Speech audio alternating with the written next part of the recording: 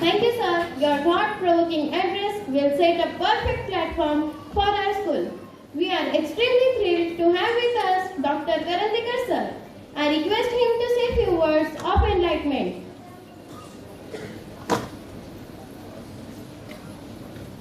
Respected dignitaries on the dais, students, parents, teachers, principals of various schools of this prestigious Vivekananda institution, and friends. I am really touched by the charged up atmosphere from the entry. People playing legime, impressive costumes, the enthusiasm, smiles on their face, up to the beautiful welcome Geet which was sung here. When I was listening to the words, we are glad that you are here, I think all of us on the dais, on behalf of all of us on the dais, I would say that we are really glad that we are here with you. As I was talking to your principal, I understand that this is a mixed audience. Some divisions are Marathi, some divisions are English.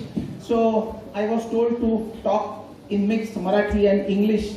And with a mixed gathering of students as well as parents, I thought I would give something for the students, something for the parents.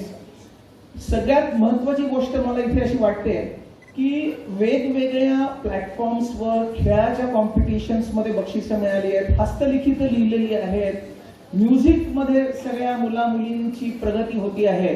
तर सर्वांगीण विकास हा व्यक्तिमत्वाचा आपला पाया असला पाहिजे. Gone R the days की आपण एकाच फक्त बुकवर्म होऊन फक्त मार्क मिळवायचे, हा आपला अप्रोच नकोय. कारण मी आता ब्रेनचा स्पेशालिस्ट आहे. तुमच्यापैकी 9वी 10वीतल्या बऱ्याच जणांना माहितीच असेल की आपल्या ब्रेनचे 2 हाफ्स आहेत, राईट हाफ आणि left half. Left half of brain deals with intellectual activities, decision making, leadership, and right half of brain deals with emotions, music, creativity, sculpture. आता तुमच्या रिपोर्टमध्ये समजलं की गणेश आयडॉल्स पण तुम्ही बनवायचीच नाही, आपल्याला लॅटरल थिंकिंग डेव्हलप होतं. आणि आता तर वेस्टर्न वर्ल्डमध्ये there is a new concept of reverse education. म्हणजे आपल्याला आपले टीचर्स एखादा धडा शिकवतात आणि त्याच्यानंतर आपल्याला काही डिफिकल्टीज असल्या तर आपण त्या डिफिकल्टीज त्यांना विचारतो नंतर.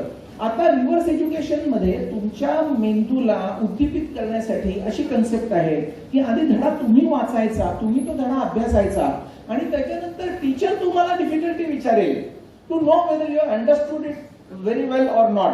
तर या प्रकारची जी एज्युकेशन सिस्टीम आहे ही आता राईट हेमिस्फिअर ऍक्टिव्हेशनसाठी जगभरातल्या चांगल्या ठिकाणी वापरली जाणार आहे. म्हणजे जस्ट टीचरनी आलं, एक भाषण दिलं आणि टीचर निघून गेले असं आपल्याला अजिबात नकोय. कारण होलिस्टिक इंटेलिजन्स ही कन्सेप्ट आता वर्ल्ड मधल्या टॉप युनिव्हर्सिटीमध्ये प्रॅक्टिस होते. आपण ज्याला नुसते मार्क मिळवणं म्हणतो, पहिला नंबर आला की छान असं आई वडिलांना पण वाटतं आणि मुलांना पण वाटतं मला 100 आउट ऑफ 100 मार्क मिळाले तर मी खूप सक्सेसफुल लाईफ मध्ये होईल. पण तसं नसतं. आपण बऱ्याच जणांचं बघतो की अगदी खूप शाळेमध्ये टॉपर्स असतात पण नंतर सक्सेसफुल होत नाहीत. आणि या विरुद्ध शाळेमध्ये ऍव्हरेज परफॉर्मन्स असलेली लोक सुद्धा पुढे लीडर होतात, सक्सेसफुल होतात, सगळ्या प्लॅटफॉर्म्सवर आयुष्यातल्या यशस्वी होतात. तर याच्यासाठी ना आपल्याला मल्टिपल इंटेलिजन्स मध्ये प्रगती करायला पाहिजे. आपण जो मार्क मिळवायचा इंटेलिजन्स म्हणतो that is a mathematical intelligence. त्याच्याशिवाय आपल्याला आपल्या फिटनेसचा पण विचार केला पाहिजे. त्याला कायनेस्थेटिक इंटेलिजन्स म्हणतात. म्हणजे आपल्या मसल्सचा एक इंटेलिजन्स असतो, मसल्सचा टोन असतो, तो मेंटेन आपण केला गेला पाहिजे. तिसरा इंटेलिजन्स आहे तो म्हणजे एक्सप्रेसिव्ह इंटेलिजन्स. किंवा त्यांना थिअरीमध्ये खूप छान मार्क मिळतात पण व्हायवामध्ये ते बोलू नाही शकत. तर हा जो लिंग्विस्टिक इंटेलिजन्स आहे हा पण पुढच्या आयुष्यामध्ये कम्युनिकेशन स्किल्स आणि सॉफ्ट स्किल्स मध्ये फार महत्वाचा धरला जातो. त्याच्या पुढचा इंटेलिजन्स आहे तो म्हणजे इंट्रापर्सनल इंटेलिजन्स. मला माझ्या स्वतःबद्दलच काय ज्ञान आहे हे मला पुरेसं माहिती आहे का. म्हणजे ऐकून आश्चर्य वाटेल की इंट्रापर्सनल इंटेलिजन्स तर सगळ्यांना हवाच. आपल्याला काय हवं काय नको हे माहितीच पाहिजे. पण करिअर गायडन्सच्या वेळी जेव्हा चर्चा होते तेव्हा त्या मुला मुलींना नर्चरच केलं गेलेलं नसतं की तुझी आवड काय आहे, तुला काय बनायचंय. जस्ट ठप्पा मारला जातो की मला मेडिकलला जायचंय, मला इंजिनिअरिंगला जायचंय, मला लॉला जायचंय. कारण हे मूलभूत 4-5 प्रोफेशन्सच they are being looked upon as very respectable professions in our society. पण याला आता छेद देऊन नवीन विचार आपल्याला करता यायला पाहिजे की आपल्याला स्वतःला काय आवडतंय, आपला ऍप्टिट्यूड काय आहे, आणि मग तो ऍप्टिट्यूड फुलफिल करण्यासाठी आपला ऍटिट्यूड आहे का पॉझिटिव्ह. कारण finally your aptitude and your attitude decide the altitude where you reach. आणि आपल्याला जर आयुष्यात प्रगती करायची असेल तर हा इंटेलिजन्स पण खूप महत्वाचा आहे. त्याच्याच बरोबर आपण खूप सो कॉल्ड सक्सेसफुल झालेली माणसं सुद्धा, म्हणजे आमच्याकडे तर खूप जण येतात, they are depressed, they have shattered family life, personal life, ते आतून त्यांना सुख समाधान शांती नसते. याच्यासाठी आपल्याला दुसऱ्या काही प्रकारचे इंटेलिजन्स नर्चर करणं आवश्यक आहे. त्याच्यातला एक महत्वाचा आहे नेचरचा intelligence. We should be able to connect with the nature. आपण थोडा वेळ फिरायला जायला पाहिजे, खेळ खेळायला पाहिजे, आणि हे लहानपणापासूनच आपल्याला जोपासलं गेलं पाहिजे. मोठं झाल्यावर नाही तर म्हणतात की आम्हाला काही खेळ खेळायला फिरायला जायला वेळच नाही. तर ही जी कन्सेप्ट आहे, ही कन्सेप्ट आपण इसेन्शियली बदलली पाहिजे. आपल्या आजूबाजूला जो निसर्ग आहे त्या निसर्गाशी आपल्याला कनेक्ट होता यायला पाहिजे. आणखी पुढचा इंटेलिजन्स आहे स्पेशल इंटेलिजन्स, म्हणजे 3 डायमेन्शनल इंटेलिजन्स. आपल्याला खूप 2 डायमेन्शनल विचार करायची सवय असते. आपण वह्या पुस्तकं वाचतो, टीव्ही बघतो, ते most of the times is 2 dimensional. तर 3 dimensional intelligence is nurtured by again going near nature. Mountaineering करतो ना आपण, तेव्हा कुठे खड्डा आहे, कुठे चढ उतार आहे, हे आपल्याला कळायचं असेल तर आपल्याला 3 डायमेन्शनल इंटेलिजन्स जिथे वाढेल अशा प्रकारच्या सवयी आपण लावून घेतल्या पाहिजे. आणखी एक कॅटेगरी इंटेलिजन्सची आहे म्हणजे म्युझिकल इंटेलिजन्स. आपल्याला म्युझिक ऍप्रिशिएट करता यायला पाहिजे. त्या म्युझिकचा टोन काय आहे, म्युझिकचं पिच काय आहे, कुठलं आपल्याला आवडतंय, कुठलं आपल्याला नाही आवडतंय. कारण ब्रेनमध्ये ना म्युझिकचे सेंटर्स असतात आणि ती जर कल्टिवेट झाली नाही तर एक प्रकारचं इनकम्प्लीटनेस लाईफमध्ये येतो. तर म्युझिक सेंटर जेव्हा डेव्हलप होतात तेव्हा ब्रेनची होलिस्टिक डेव्हलपमेंट होते. त्याच्या पुढचा आणि महत्वाचा इंटेलिजन्स आहे तो म्हणजे इमोशनल इंटेलिजन्स. मगाशी मी म्हटलं तसं तुम्ही बिझनेस ग्रोथ प्रमोशन किंवा मॅनेजमेंट स्कूल्स मध्ये पण बघा, the whole thing revolves around your ability to connect with people. तुमचा इमोशनल इंटेलिजन्स नसेल तर तुमच्या मॅथमॅटिकल इंटेलिजन्सला काही फार महत्व राहत नाही. कारण शेवटी नाती जोडायची असतात आणि नुसती आपल्या स्वतःच्या प्रगतीसाठीच नाती जोडायची नसतात, तर आपल्याला मनातून सुख समाधान शांती मिळावी म्हणून पण आपल्याला नात्यांची जोपासना केली पाहिजे. आणि ती जर आपण करू शकलो, त्या सवयी आपण जर वाढवू शकलो शालेय जीवनामध्ये, तर त्या आयुष्यभर आपल्या बरोबर राहतील. म्हणजे दुसऱ्यासाठी आपण काहीतरी जर करायला शिकलो तर आपल्याला या प्रकारचा इंटेलिजन्स हा डेव्हलप करता येईल. दुसऱ्यासाठी काहीतरी त्याग करायची आपल्याला तयारी पाहिजे, तरच फ्रेंडशिप डेव्हलप होऊ शकेल. आपला इगो आपल्याला बॉटम लाईनला आणून ठेवला पाहिजे. कारण गर्व जर केला तर एकमेकांना आपण मदत नाही केली तर फ्रेंडशिप खरी डेव्हलप होईल का? नाही फ्रेंडशिप डेव्हलप होणार. ह्या सगळ्या इंटेलिजन्सना नर्चर करता करता महत्वाचा शत्रू याच्यामध्ये असतो तो म्हणजे राग. खूप पेरेंट्स आम्हाला सांगतात की आमचा मुलगा एरवी खूप छान असतो पण तो एकदा चिडला की काहीतरी वेड्यासारखं वागतो. आणि हल्ली पर्टिक्युलरली 9वी-10वीच्या मुलांना किंवा 11वी-12वीच्या मुलांना इतकं प्रेशर आहे, इतकं कॉम्पिटिशन आहे, इतके एक्सपेक्टेशन्स आहेत की ते इरिटेबल बनतात आणि ते चिडचिड करतात छोट्या छोट्या गोष्टीमध्ये.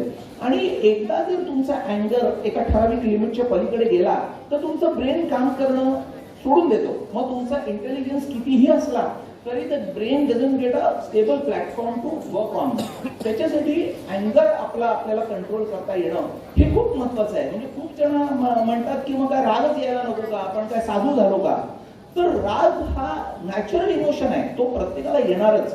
फक्त आपण त्या रागावर आपलं नियंत्रण ठेवता यायला पाहिजे. म्हणजे राग हा माफक असायला पाहिजे.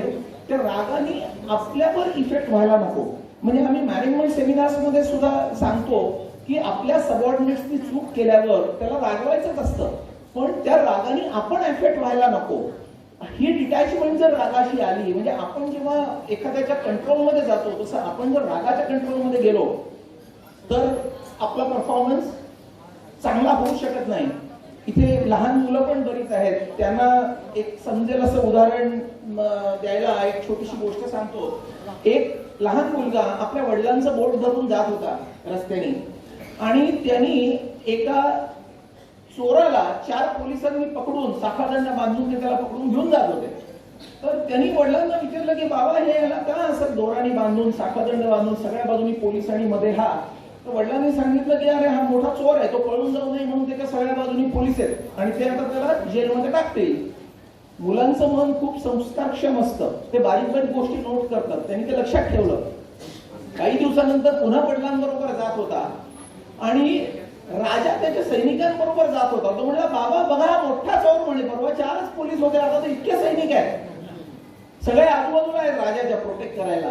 काय फरक आहे, तो चोर होता त्या पोलिसांच्या ताब्यात होता आणि सेकंड सिच्युएशन मध्ये राजाच्या ताब्यात ते सगळे सैनिक आहेत, राजा जसं म्हणेल तसं ते सैनिक वागतील. तसंच राग हा आपल्या ताब्यात पाहिजे, आपण रागाच्या ताब्यात नको. एकदा आपण राग आणि त्याच्या बरोबरचे शत्रू सगळे आपण जिंकले म्हणजे मला असं वाटतं की एक मी 10 ते 15 मिनिटं बोलीन, हे खूप मोठे विषय आहेत. मी तुम्हाला विचार करायला पॉइंट सांगतो, प्रत्येक विषयावर डिटेल बोलणं शक्य नाही. हे जे सगळे शत्रू आहेत रागासारखे, ते शत्रू एकदा आपण विन ओव्हर केले की त्याच्यानंतर आपल्याला स्वतःची पण काळजी घेणं आवश्यक आहे. आपल्या एफिशियन्सीसाठी, आपल्या परफॉर्मन्ससाठी. खूप वेळा अभ्यास करणाऱ्या मुलांच्या बाबतीत आम्हाला विचारलं जातं की what is the best diet for brain. कारण खूप वेळा न्यूट्रिशनल डेफिशियन्सीज असतात आणि त्या मुलाची इच्छा असून सुद्धा ही कॅनॉट परफॉर्म. त्याच्या ब्रेन सेल्सना जे पौष्टिक घटक आहेत ते मिळत नाहीत. त्याच्यामुळे ब्रेनसाठी मोस्ट इसेन्शियल म्हणजे अमायनो ऍसिड्स आणि प्रोटीन्स. म्हणजे बॉइल्ड एग्स किंवा जर व्हेजिटेरियन प्युअरली असेल तर डाळी, वरण आपण जे खातो ते फार फार इसेन्शियल आहे प्रोटीनच्या सप्लिमेंटसाठी. विटॅमिन सगळे मिळायला हवेत. Carrot has lot of vitamin A, tomato has vitamin A, lemon family fruits have vitamin C. These are extremely essential for optimum functioning of the brain. Dahi रोज खाल्लं पाहिजे. It has got something called as tyrosine, which is extremely essential for production of noradrenaline and various neurochemicals. So deficiency of tyrosine can lead to lots of brain issues. तर दही जर आपण खाल्लं, C आपलं जे balance diet आहे ना, म्हणजे तुमच्यापैकी डीन ऑर्निशचं पुस्तक कोणी वाचलं आहे about diet? Raise your hands. Dean Ornish is a famous person who has written book on various types of diets around the world. And finally he has said that the Indian diet is one of the best diets. आणि त्याच्यामध्ये सुद्धा जे Maharashtrian diet आहे आपलं, वरण भात भाजी पोळी आपण जे घरामध्ये खातो, that's a really balanced and rich diet. There are some elements like DHA which are extremely essential for the brain cells to function. आणि ते बदामामध्ये असतं. त्याच्यामुळे 2 almonds every day is very essential for maintenance of brain health. या सगळ्यांनी आपण equipped असलो की मग आपल्याला सिन्सिअरिटी पाहिजे, आपल्याला कमिटमेंट पाहिजे. काहीतरी जर मिळवायचं असेल तर खूप टाइमपास करणारी मुलं असतात, एकदम परीक्षा आली की अभ्यास करतात, that is not sufficient. Consistency पाहिजे आणि हार्डवर्क पाहिजे. पण खूप जणांचं हार्डवर्क हे विदाउट एनी डायरेक्शन असतं. आपल्याला काय करायचंय, काय मिळवायचंय हे आधी जर व्हिजन नसली, म्हणजे आम्हाला एक पोएम होती, कोशिश करने वाले की हार नाही होती. तुम्हाला सुद्धा आहे का हल्ली माहित नाही. म्हणजे ते पाणपुडे असतात ना, ते जम्प करतात आणि ते मोठी शोधून काढतात पाण्यामधले. पण प्रॉपर डिरेक्शन जर नसली तर त्यांनी जिथे मोती मिळणार नाहीत अशा ठिकाणी जर खूप धडपड केली तर मोती मिळतील का? नाही मिळणार. जिथे मोती मिळणार आहे त्याचा आधी ते सर्वे करतात, अभ्यास करतात आणि मग तिथे ते पाठपुढे जाऊन प्रयत्न करतात. So directional efforts is most important. Now the next question naturally comes as to how do you decide the direction. What is the correct direction? तर आपल्याला ज्या डेस्टिनेशनला पोहोचायचं आहे, आपण कारमध्ये बसलो तरी आपण जीपीएस लावतो की नाही? ते डेस्टिनेशन जर टाकलं तरच आपल्याला गुगल सगळा रस्ता दाखवेल. आपल्याला डेस्टिनेशन माहिती नसलं आणि आपण कार सुरू केली तर काय होईल, कुठे जायचं माहितीच नाही. तसं you should set your goals by probably consulting successful people around you. And I think this school has a very, very rich heritage. Your own past students have achieved big landmarks in life. आता नरेंद्रजींनी पण सांगितलं की काही लागलं तर आम्हाला विचारा. आपले व्हाईस प्रेसिडेंट जे पवार आहेत, सुनीलजी आहेत, विक्रमजी सारडा आहेत.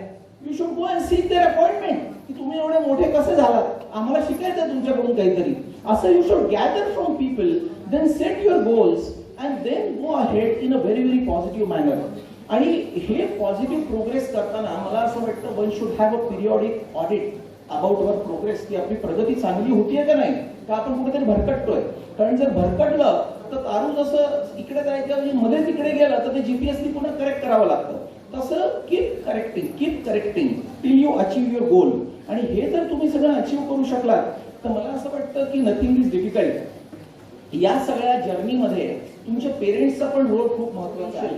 हा विचार जर कल्टिवेट केला गेला पेरेंट्स कडून स्टुडंट्सच्या मनामध्ये, तर मला असं वाटतं त्यांचं पोटेन्शियल चांगल्या प्रकारे ते एक्सप्लोर करतील आणि ते चांगल्या प्रकारे सक्सेसफुल होतील.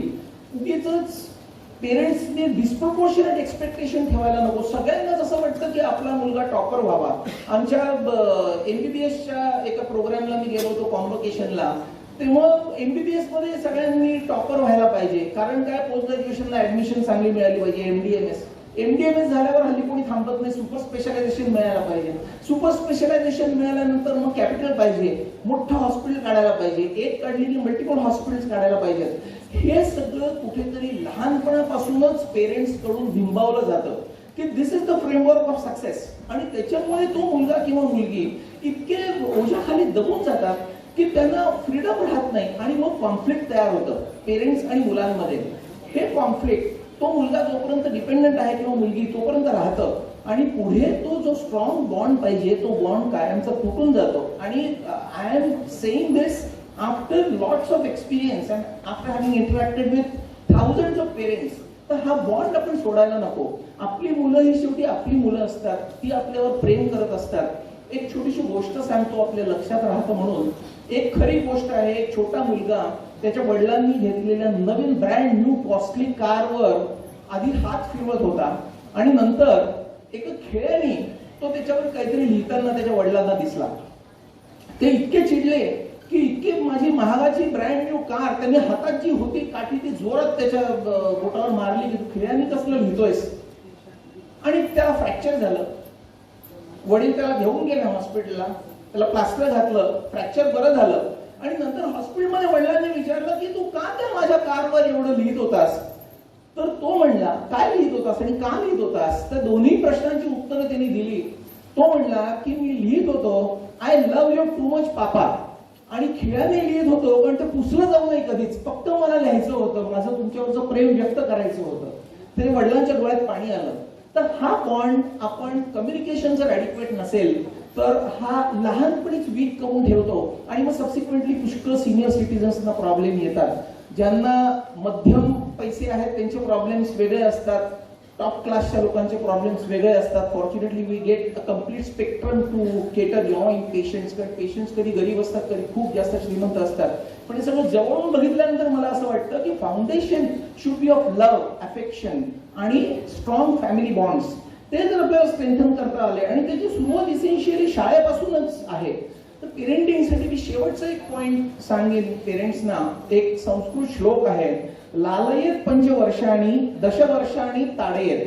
म्हणजे पहिली 5 वर्ष मुलाचे खूप लाड करा, नंतरची 5 वर्ष त्याला शिस्त लावा आणि त्याच्या पुढचं सगळ्यात महत्वाचं आहे प्राप्ते तू 16 वर्षे पुत्रम मित्र वदाचरेत. एकदा तो 16 वर्षाचा झाला, 10वी 12वीत गेला की तो आपला मित्र म्हणून त्याच्याशी फंक्शन करा.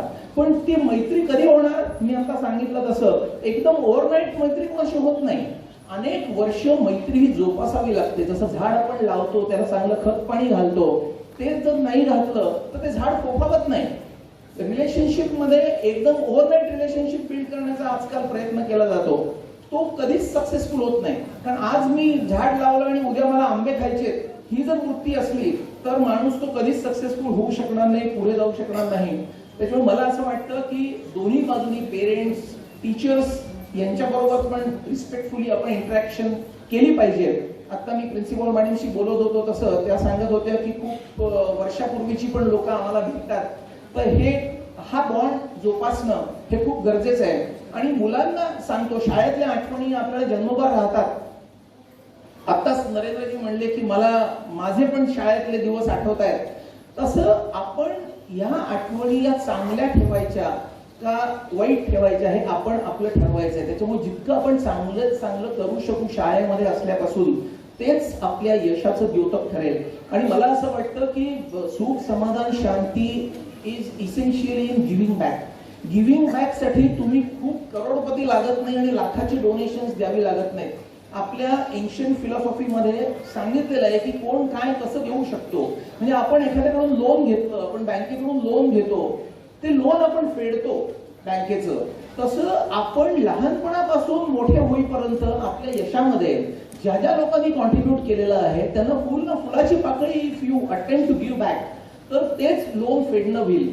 आणि आपली जी आपल्या विजडम मध्ये ऋण सांगितलेली आहेत, मातृऋण, पितृऋण, ही जी सगळी ऋण आहेत ना, आपली आई आपल्यासाठी किती करते. लहानपणी आपल्याला ताप आला तर आपल्या जवळ रात्र रात्र जागून काढते. अगदी लहानपणी तर शिशू सुद्धा आई आपला आवडते. त्या आईसाठी आपल्याला काय करता येईल चांगल्यात चांगला, हा विचार आपल्याला जर सदैव असला, आणि आईला दोन प्रेमाच्या शब्दांशिवाय काही नको असतं. त्याच्यामुळे आपण जर आईशी प्रेमाने वागलो तर ते ऋण फेडण्यासारखं आहे. वडील आपल्यासाठी कष्ट करतात, पैसे मिळवतात, जास्तीत जास्त म्हणजे असं म्हणतात की स्वतःला एखादी वस्तू घ्यायच्या आधी मुलाला घ्यायला पैसे आहेत की नाही हे बघतात, बापाचं मन. तर त्या वडिलांना वाईट वाटेल असं आपण कधी वागायचं नाही. ह्याचाच अर्थ काय, आपण चांगलं वागलो की आपलं प्रोग्रेस होईल. You would have recognition in the society, आणि तुमचं पितृऋण पण फेडेल. तसंच ऋषी ऋण म्हणजे टीचर्सचं जे आपल्यावर ऋण आहे, टीचर्सनी आपल्याला शिकवलेलं आहे. तर आपण आपल्या ज्युनियर्सना, 10वीतली मुलं असतील तर 8वीतल्या 9वीतल्या मुलांच्या डिफिकल्टी सॉल्व्ह केल्या, कोणाला हेल्प केली की ते आपण ऋषी ऋणातून मुक्त झाल्यासारखं होईल. आपण समाज ऋणाला बांधिलकी दाखवली पाहिजे, ती आपल्या कुवतीप्रमाणे दाखवली पाहिजे. मी पहिल्यांदाच म्हटलं तसं खूप लाखो रुपयाच्या देणग्या हा एक क्लास झाला, पण आपण अगदी अतिथी देवो भव जसं म्हणतो, कोणी प्रेमाने आल्यावर त्याला चहा विचारणं, पाणी विचारणं, आगत्य करणं, हे लहान मुलं सुद्धा खूप वेळा फॅमिलीत गेलो की ते मुलंच इतकं लाभली असतं की ते म्हणतात काका तुम्हाला पाणी देऊ का, चहा देऊ का. ही जी रिसेप्टिव्हिटी आहे, हे जे प्रेम आहे, ही आपुलकी आहे, हा बॉन्ड आहे, हा जोपासला पाहिजे. आणि this is what is giving back to the society in smallest possible way. फक्त सवय लागणं या गोष्टींची गरजेची आहे. आणि मला असं वाटतं की तसं जर आपण करू शकलो तर आपण चांगले व्यक्ती बनू, आणि चांगल्या व्यक्तींनी चांगली फॅमिली बनेल, चांगल्या फॅमिलीनी चांगला समाज बनेल, आणि चांगल्या समाजाने चांगला देश बनेल.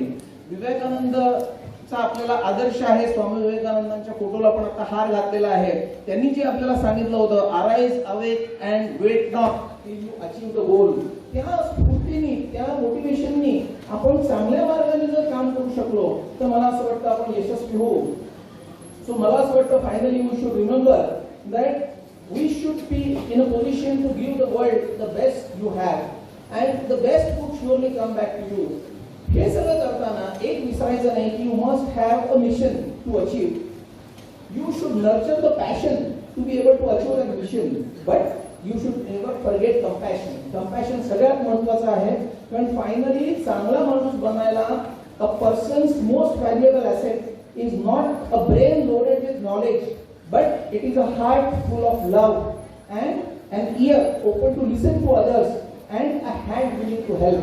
या गोष्टी मला असं वाटतं आपण लक्षात ठेवू शकलो तर खूप आपण यशस्वी होऊ, आणि आपल्या बरोबर सगळ्यांना घेऊन चालू, म्हणजे आपले मित्र मैत्रिणी, आई वडील, टीचर्स, या सगळ्यांना समाधान मिळेल. मला असं वाटतं तुमच्या या आजच्या ऑकेजनला, गॅदरिंगला माझ्याकडून मनापासून शुभेच्छा. मला आपल्या मॅनेजमेंटने आपल्याशी इंटरॅक्ट करण्याची संधी दिली त्याबद्दल आभार, आणि best wishes to all of you. Thank you.